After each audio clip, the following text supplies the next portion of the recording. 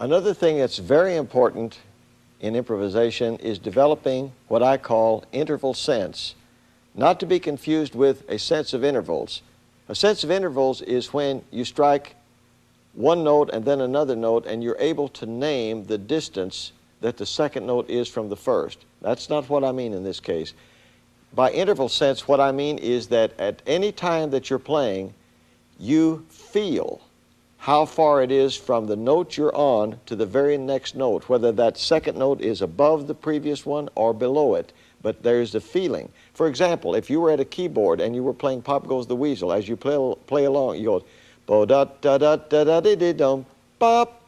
There is a feeling of how far that is, and it's only by experimenting, by trying to guess, by trying to go with your feelings as to how far it is that you develop this ability. You will do one of three things when you attempt to do this. You will either judge the right distance to the next note, or you will fall short of it, or you will go beyond it.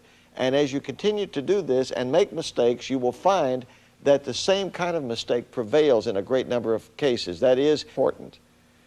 Now, a lot of people tell me from time to time that they cannot hear a chord and imagine a melody within themselves that's 6 to 9 notes long. And if that's the case with you, if you really cannot hear a melody internally, another way that I can suggest to you that will help you to be able to play what you think is think about all of the songs you've learned during your lifetime that are what you would call folk songs or nursery rhymes, all the little things that you sang when you were a child.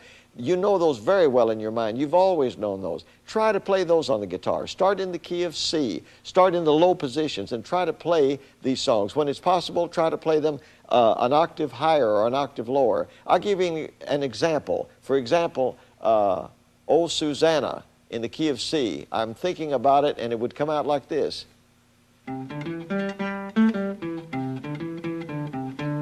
I could also play it an octave higher in this particular case. Not always can you do this, but in this case I could.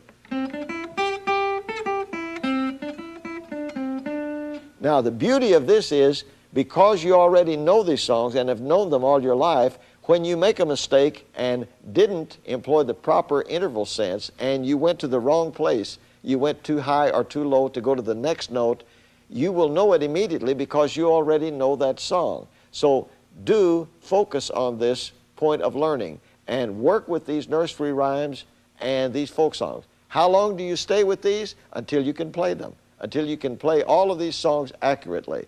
Don't embellish them, don't smear or slide or anything. Just play each note exactly as it's supposed to be. And start in the key of C and learn all of these songs in the key of C.